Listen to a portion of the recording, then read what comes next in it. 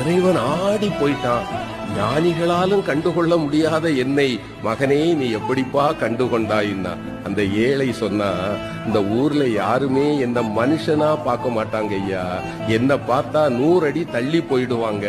ஆனால் என்னைக்கு சமமாக அமர்ந்து அழுகி போன என் கையில் இருக்கிற உணவை கூட உண்பதற்கு ஒருவன் கையேந்துவான் என்றால் என் கருணை கடலே, உன்னை தவிர வேறு யாரால் ஐயா இது முடியும்?